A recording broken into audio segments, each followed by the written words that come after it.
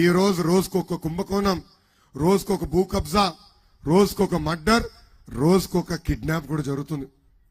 ఇక్కడున్న ఎంపీ గారి సొంత కుటుంబ సభ్యుల్నే వైకాపా నాయకులు కిడ్నాప్ చేశారంటే ఇంకేం చెప్పాలి? ఏ ఎంపీ గారిని అడుగుతున్నా, చెప్పయా ఎందుకు కిడ్నాప్ జరిగిందో?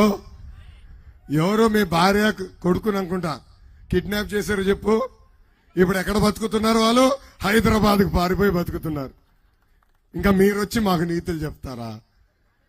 ఇంకా విశాఖపట్నంలో ఏకంగా వీళ్ళ కుంభకోణాలకి వ్యతిరేకంగా పనిచేస్తున్నాడని ఎంఆర్ఓ రమణయ్య గారిని అతి కిరాతకంగా ఎట్లా చంపేశారో మనందరం చూసాం. అంటే వీళ్ళు చేసే కుంభకోణాలు వ్యతిరేకంగా ఎవరు పోరాడినా మాట్లాడినా వాళ్ళు చంపుతారు, కేసులు పెడతారు, అవసరమైతే జైలుకు కూడా పంపిస్తుంది ఈ ప్రభుత్వం. ఈ రోజు నేను సింహాద్రి అప్పన్న ఆలయంకి వెళ్ళి నేను పూజలు చేశా. నేను ఎప్పుడు విశాఖపట్నానికి వచ్చినా ఈ ఆలయానికి నేను వెళ్తా, దర్శనం చేసుకుంటా. రే మా బాలేబాబు గారు అన్ని గుడికి వెళ్తారబ్బా.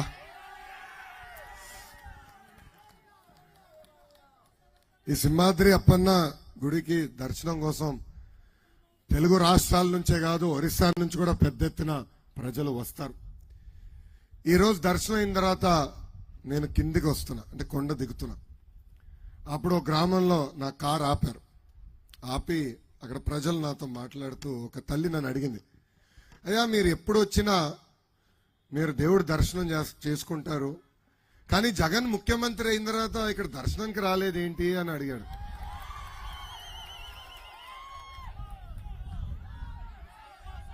అప్పుడు నేను తల్లికి, నాకేం తెలుసు తల్లి, ఆ ప్రశ్న మీరు జగన్ గారిని అడగాలి కదా అంటే, వెనకాల నుంచి ఒక కుర్రోడు అన్నాడు, అన్నా మీకు ఇంకా అర్థం లేదా, జగన్కి ఆదాయం ఎక్కడ వస్తుందో అక్కడికే వెళ్తాడు, అది ఆయనకున్న ఆలోచన అని చెప్పాడు. ఇది ఈరోజు మన ఆంధ్ర రాష్ట్ర ముఖ్యమంత్రి సైకో జగన్ పరిస్థితి. జగన్ ఎన్నో పాపాలు చేశాడు తల్లి, అందుకే దేవుడు ఈ మధ్యన జగన్ నోరు నుంచి నిజం చెప్పిస్తున్నాడు తల్లి, నిజం చెప్పిస్తున్నాడు. ఆ నిజం ఏంటో తెలుసా? జగన్కి పేపరు టీవీ లేదంట తల్లి.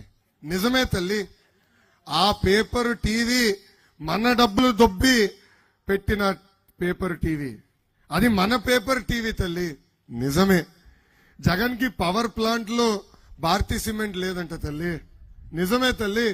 1,00,000 కోట్ల ప్రజాధనాన్ని లూటీ చేసి పెట్టిన ఈ తల్లి, అది మన డబ్బులే. ఆయనకి ప్యాలెస్లు లేవంట తల్లి. ఉన్న ప్యాలెస్లన్నీ అవినీతి పునాదులు. మన దగ్గర నుంచి దోచిన డబ్బులతో ఆ ఇల్లు కట్టుకున్నాడు తల్లి, అది మన ఇల్లులే. 2 నెలలు ఓపిక పట్టండి తల్లి, ఆ ఆస్తులన్నీ జప్తు చేసి ఆ డబ్బులు తిరిగి ప్రజలకు అందించే బాధ్యత కూడా నేను తీసుకుంటాను.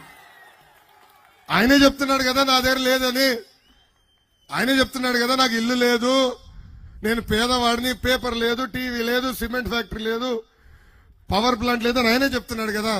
మళ్ళీ ఇది ఎవరిదో కనుక్కుందాం, జప్తు చేస్తాను, అమ్మేసి ప్రజలకి అప్పగిచ్చే బాధ్యత మేము తీసుకుంటాం. జగన్ చూస్తే ఒక బిల్డప్ బాబాయ్ గుర్తొస్తాడు. అందుకే యాత్ర 2 సినిమా తీశారు.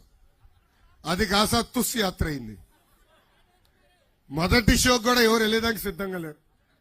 పాపం వాళ్ళ ఎమ్మెల్యేలకి టార్గెట్ ఇచ్చారు, ఇన్ని టికెట్లు కొనండి, ప్రజల్ని తోలండి అని.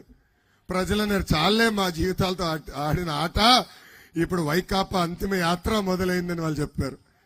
ఈ మధ్యన సభకెళ్ళి నేను అర్జునుడిని అభిమన్యుడిని అంటున్నాడు. అరే మీరు ఒక భస్మాసుడబ్బా, మీరు ఎక్కడ అడుగు పెట్టినా ఎవరి పైన చేయి పెడితే వాళ్ళ పని గోవిందా గోవిందా. అసలు అబద్ధానికి బ్రాండ్ అంబాసిడర్ జగన్ తల్లి.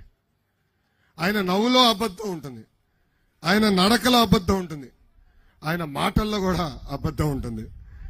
ఈ మధ్యన ఏ మీటింగ్కి వెళ్ళినా జరగబోయేది